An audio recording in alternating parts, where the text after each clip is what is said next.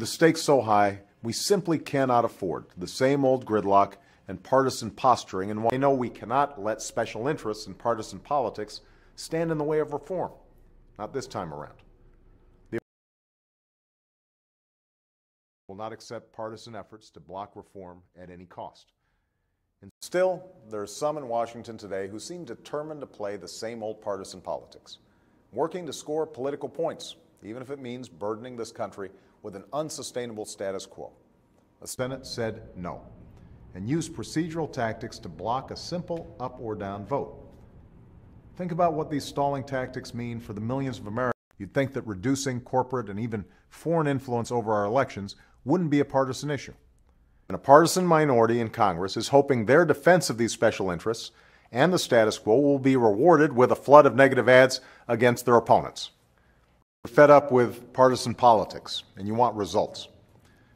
Or we can issue insults and demands and ultimatums at each other, withdraw to our partisan corners, and achieve nothing. But we can't let partisan brinksmanship get in our way. The idea that making it through the next election is more important than making things right.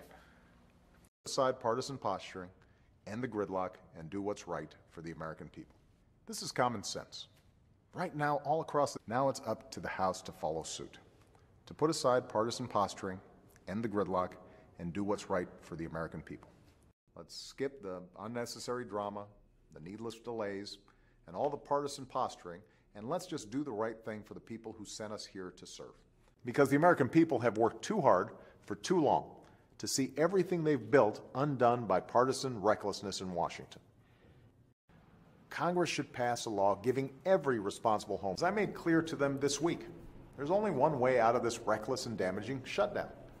Pass a budget that funds our government, with no partisan strings attached. And it shouldn't be a partisan issue.